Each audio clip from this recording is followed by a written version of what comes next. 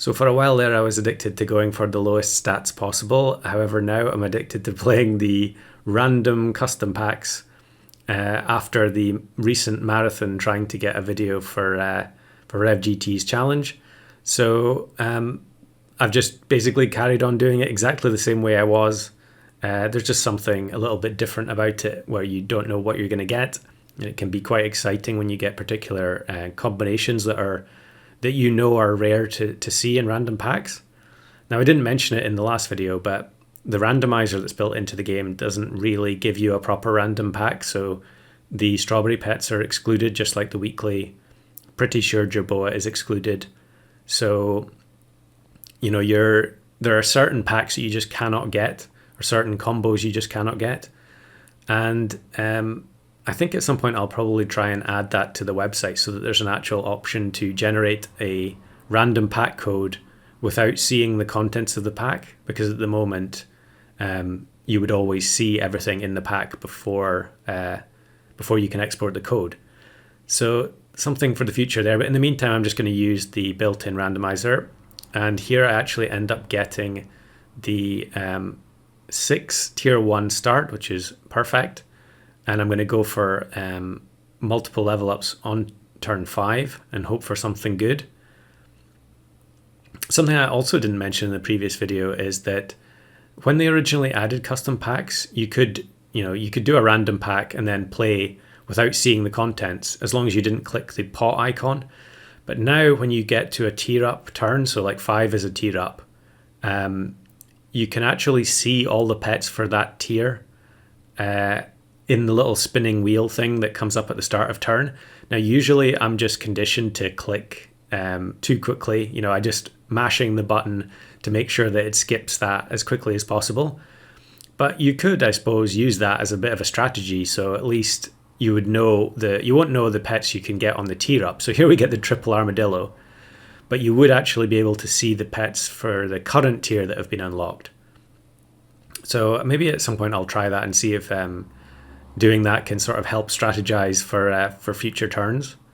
But here we're just going to lose to someone who did the triple level up with their tier with their tier 1 and just kept it, which I guess makes sense because, you know, it has big stats. But we actually get blobfish and pill in this pack, which is immediately much better than you're going to get in a lot of random packs, because ultimately, you know, the game is about leveling pets up. And if you don't have blobfish, pill, if you don't have chocolate, if you don't get crow, you're probably in big trouble, really. You would need an incredible selection of pets to be able to have a chance at actually winning. So here we do have the blobfish pill on deck. In fact, pill in general, even without blobfish, can be incredibly useful. And there are so many good pillable pets in the game now.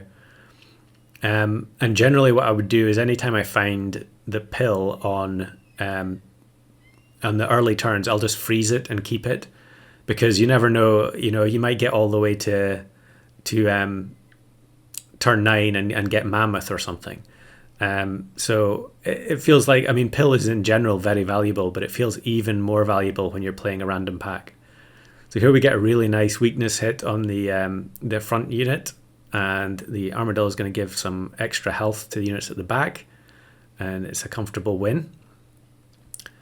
And yeah, I'm taking the vulture here, and I think I'm just going to sell the woodpecker because I can get blobfish, banana, and then look to pill it as quickly as possible, and then we can start buffing something with monkey. So we get the pill on the next roll, and I actually go for beluga level up. Not exactly sure why I decided to go for it over the vulture. And probably here I should have moved the beluga to the front rather than the armadillo, because you know, it is a random pack and we do want to play pets that we don't play all the time. But armadillo's usefulness is pretty rapidly going to diminish. And since we actually know pill is in the pack, it could also be pilled. You know, you could put a banana on it and pill it to get a little bit of permanent health. But since I got the triple armadillo, I decided to just keep it. And I do freeze the pill there, though. I'm not sure what I would pill. Maybe the maybe just sell the vulture or actually pill the vulture for another monkey. We don't have anything inside the beluga, but we are going to eke out the draw here because of the health that the armadillo gave to the vulture. Having a vulture at the back with no potato, no melon or pepper, and 3 health is it's not a great place to be. So we need to do something to protect it very quickly. I freeze the eggplant here as well, because that's a good item to give to the beluga. So that it can swallow something for free. And we've got the eagle frozen. This is a really odd team. I mean, it's very common to see something like starfish plus multiple monkeys, but having toad as your pet at the front, not sure exactly what they're going for there. Probably could do with some start of battle snipers to actually generate some weakness. And I end up selling the monkey in order to take another blobfish pill. We get bird of paradise, but I don't know if that's a good take in a pack unless you maybe have avocado or you have at least 1 gold pet on your team already. Because with a summon build like this, it's going to be pretty difficult to actually get the bird of paradise to trigger multiple times. This team is a team that I was getting matched with a lot. You start to recognize a lot of teams. The way the matchmaking is at the moment, since the maintenance, there's a lot of teams that I seem to just get matched with over and over again. I presume because of their hearts and trophies are so low. And here we get the level on the vulture, but it's still kind of unprotected. I'm just going to take the deer here. Maybe I should have bought the other beluga separately and then used the carrot to get the deer into it.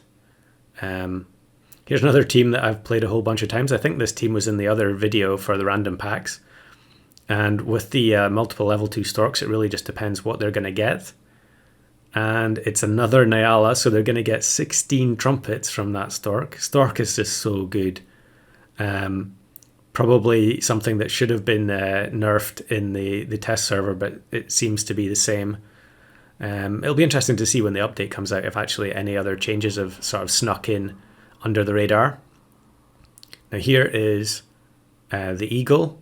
We've definitely got to take eagle and mushroom. In fact, the fact that mushroom is now available, I should definitely unfreeze the pill because I should be looking for more mushrooms to put on the vulture or maybe the bat. I think at this point egg is probably past its sell-by date.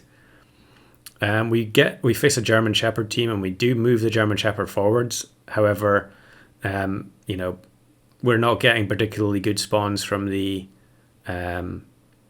eagles. Now, actually, I mentioned it earlier, but on turn 11, I probably should have waited for the little pop-up circle at the start of the turn to see which tier 6s were available, because that really determines how good eagle actually is. So we can see in the shop there's Komodo, Cobra, Grizzly, but I think there was Bird of Paradise we've already talked about. Generally, you want to have pets like orca, octopus. Cobra's a good one, and leopard. Things that have high attack that can potentially kill something when they spawn from the eagle. Bird of Paradise is absolutely useless when it comes out of an eagle spawn. Now there we do get octopus, so we know that that's in the pack, and we're actually going to win as a result of the snipes there. So Pteranodon as well. That's not such a great spawn to come out of eagle unless the eagle is at the back and got sniped. I think here I'm actually doing the sums and trying to work out how many vulture snipes there are going to be. And we're going to take the level up on the vulture. I could maybe have considered using the 1-up on the beluga. There is fly there as well, but I think at this point I just decided, look, I got the triple armadillo. I'm just going to stick with it.